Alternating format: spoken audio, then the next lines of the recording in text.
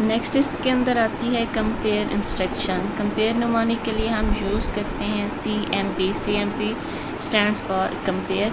जब भी हमने दो डाटा वैल्यूज़ को आपस में कंपेयर करना होता है तो वहाँ पे हम यूज़ करते हैं कंपेयर निमोनिक को। बेसिकली हमारे पास जो असेंबली लैंग्वेज है उसमें हम या असेंबली लैंग्वेज को ना ही देखें, किसी भी लैंग्वेज को देखें तो हमने वहाँ पे कुछ ऐसे ऑपरेशंस परफॉर्म करने होते हैं जहाँ पे हमने दो डाटा वैल्यूज़ को आपस में कंपेयर करना होता है। अब जैसे फॉर एग्ज़ाम्पल हमने देखना होता है if A greater than B, या हम कहते हैं while x is greater 0 and x is less than 200। यानी जब हम कंडीशन बना रहे होते हैं या जब हम इफ़ में किसी कंडीशन को डेवलप कर रहे होते हैं, किसी लूप में कंडीशन डेवलप कर रहे होते हैं, तो वहाँ पे बेसिकली हम क्या कर रहे होते हैं, कंपैरिजन ही कर रहे होते हैं। एक हमारे पास लेफ़्ट साइड होती है, एक राइट साइड होती है, और दोनों की वैल्यूज़ को आपस में कंपेयर किया जा रहा होता है कि क्या वो वैल्यू उसके इक्वल है, लेस है या ग्रेटर है। तो कंपेयर करने के लिए जैसे हम ऑपरेटर्स यूज़ करते हैं लेस का, ग्रेटर का, इक्वल का, लेस और इक्वल, ग्रेटर और इक्वल, सेम इसी तरह से हम असेंबली के अंदर इन ऑपरेटर्स के बजाय निमोनिक यूज़ करते हैं कंपेयर का।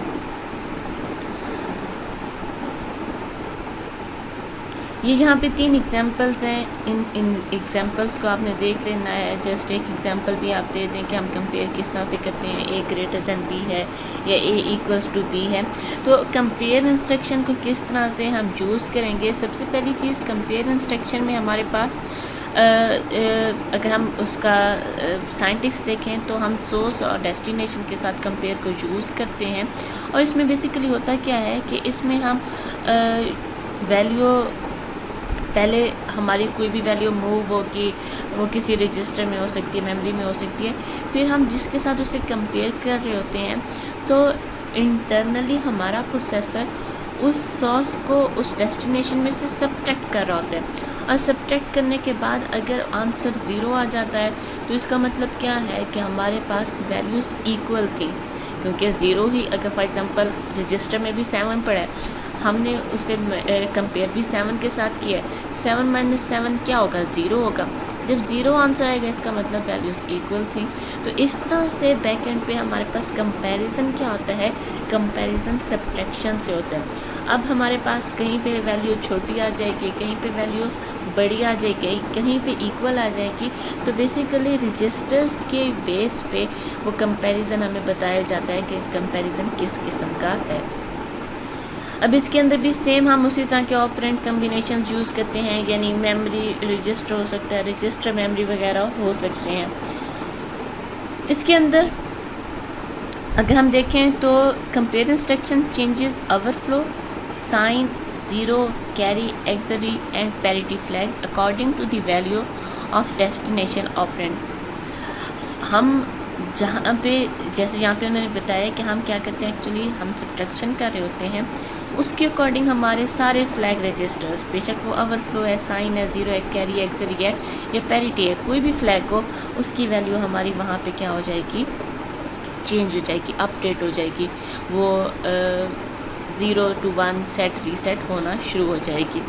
अब यहाँ पे उन्होंने कुछ कंपैरिजन्स दिए हैं कि अगर हमारे पास अनसाइन वैल्यू है, वैल्यू क्या है, वैल्यू पॉजिटिव है, अनसाइन यानी पॉजिटिव है, और कंपैरिजन में क्या होता है कि जो डेस्टिनेशन की वैल्यू है वो छोटी हो जाती है सोर्स से, तो फ्लैग रजिस्टर में 0 फ्लैग और कैरी फ्लैग, इन दो फ्लैग को हम देखेंगे अनसाइन के लिए।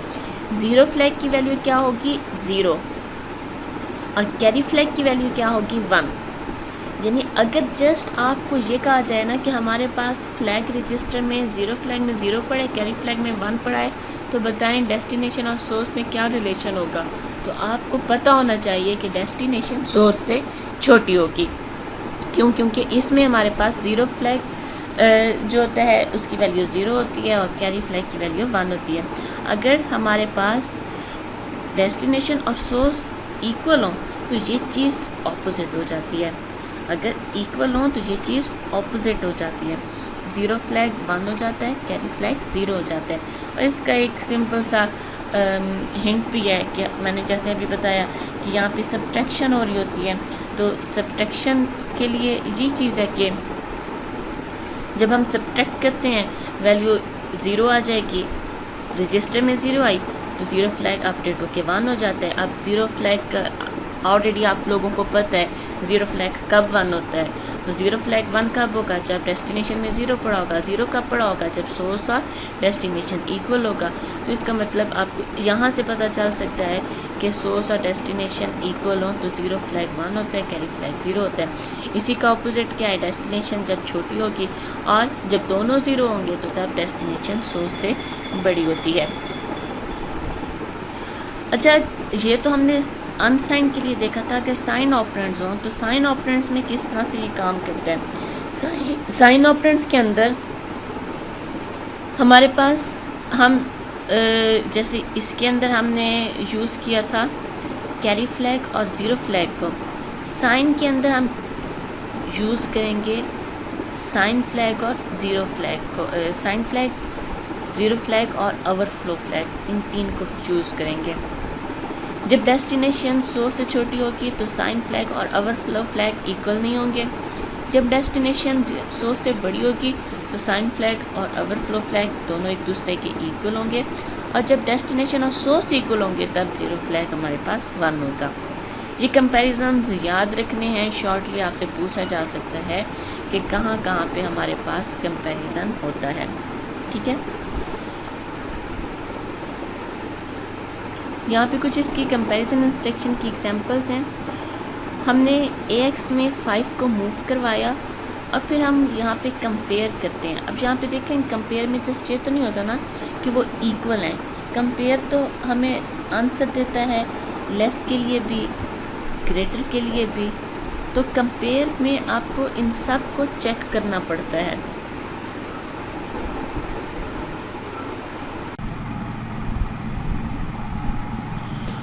तो कंपैरिजन में जस्ट हम इक्वल नहीं देख रहे होते, कंपैरिजन में हम लेस भी देखते हैं, ग्रेटर भी देखते हैं। तो वो कैसे जज किया जाएगा, जब हमारे पास 0 फ्लैग 0 है, कैरी फ्लैग 1 है, तो इसका मतलब क्या है कि हमारे पास जो डेस्टिनेशन है वो सोर्स से छोटी है। अब यहाँ पे अब देखें, हमने मूव करवाया AX में 5, अब AX में वैल्यू जो पड़ी है वो डेस्टिनेशन वैल्यू है और उसे हम 10 के साथ कंपेयर कर रहे हैं। वो 10 क्या है, वो सोर्स वैल्यू है। अब 5 लेस देन 10 है तो ऑटोमेटिकली क्या होगा कि हमारे बैकएंड पे जो रजिस्टर्स हैं, 0 फ्लैग तो 0 नहीं हो सकता। 0 फ्लैग 0 क्यों नहीं हो सकता, क्योंकि सब्ट्रैक्शन होगी। 5 माइनस 10 हमारे पास सब्ट्रैक्शन आती है। सब्ट्रैक्शन में हमारे पास जो वैल्यू होगी 5 माइनस 10 में आंसर क्या आएगा, -5 आंसर आएगा। 0 तो नहीं आ रहा है, इसका मतलब 0 फ्लैग हमारे पास 0 नहीं हो सकता, 1 नहीं हो सकता। अच्छा, अब क्योंकि ये नेगेटिव आ रही है तो कैरी फ्लैग हमारे पास क्या आ जाएगा, 1 आ जाएगा। क्योंकि मैंने आपको पहले भी बताया था कि आउट ऑफ रेंज चला जाता है जब, क्योंकि वैल्यू अनसाइन थी, अनसाइन में एक नेगेटिव वैल्यू आने लग गई है, तो क्या होगा कि कैरी फ्लैग हमारा अपडेट होके 1 होना शुरू हो जाएगा। तो यहाँ पे इस तरह से वर्किंग होती है कि जब हमारे पास डेस्टिनेशन छोटी होती है, कैरी फ्लैग की वैल्यू 1 हो जाती है। इसी से पता चल जाता है कि हमारे पास जो डेस्टिनेशन वैल्यू है वो वैल्यू छोटी है और सोर्स की वैल्यू बड़ी है। दूसरी एग्जांपल में हमने 1000 को 1000 के साथ ही कंपेयर करना था। हमने मूव करवाया AX में 1000, फिर हमने मूव करवाया CX में 1000 और फिर हमने उन दोनों को आपस में कंपेयर किया। जब दोनों को कंपेयर किया, दोनों में वैल्यू क्या थी, 1000 थी, तो क्या होगा कि हमारे पास 0 फ्लैग 1 हो जाएगा और कैरी फ्लैग की वैल्यू 0 हो जाएगी। ये 2 स्लाइड्स आपने खुद देख लेनी है कि किस तरह से हम डिफरेंट किस्म के रजिस्टर्स को सेट करते हैं। ये वैसे इतने ज़्यादा इम्पॉर्टेंट भी नहीं है। जब ऑटोमेटिकली आप एक टॉपिक को करते हैं तो उसमें ये सारी चीज़ें आ जाती हैं, टेस्ट एंड और ये सारे वही हैं जो हम ऑलरेडी पीछे पढ़ चुके हैं। यहाँ पे रजिस्टर के अकॉर्डिंग उन्होंने बताया है कि किस तरह से हमारा रजिस्टर अपडेट होता है। अगर आपको ऑलरेडी पता है कि फ्लैग रजिस्टर्स कौन से हैं और कैसे काम कर रहे हैं और आपको निमोनिक्स की वर्किंग भी पता है, तो इन केस अगर इसमें से कोई क्वेश्चन आ भी जाता है तो आप उसे अटैम्प्ट कर पाएंगे। लाइक अगर आपको कहा जाता है कि ज़ीरो फ्लैग कब सेट होगा, एंड निमोनिक को यूज़ करते हुए। आपको पता है एंड की वर्किंग भी, और आपको ये भी पता है कि एंड को क्या हम यूज़ करेंगे कि उसकी वैल्यू ज़ीरो आना शुरू हो जाएंगी। तो इस तरह से आप उन निमोनिक्स को यूज़ करते हुए किसी भी फ्लैग को सेट या रीसेट कर सकते हैं। ठीक है, तो ये डिफरेंट किस्म के एग्जांपल्स हैं जो आप लोगों ने देख लेनी है। इसके बाद नेक्स्ट यहाँ पे आ जाते हैं कंडीशनल जंप्स। अगर आपको याद हो तो हमने क्लास में कुछ इसके बारे में डिस्कस भी किया था कि जंप क्या होते हैं, कंडीशनल जंप क्या होते हैं। कंडीशनल जंप हमारे पास बेसिकली जब भी हम किसी वैल्यू को एक जगह से किसी असेंबलर को हम एक लोकेशन से दूसरी लोकेशन पे उसके कंट्रोल को ट्रांसफ़र करना चाहें तो तब हम क्या करते हैं, कंडीशनल जंप्स को यूज़ करते हैं। ठीक है, तो यहाँ पे भी बेसिकली हमने वही चीज़ ही यूज़ करनी है।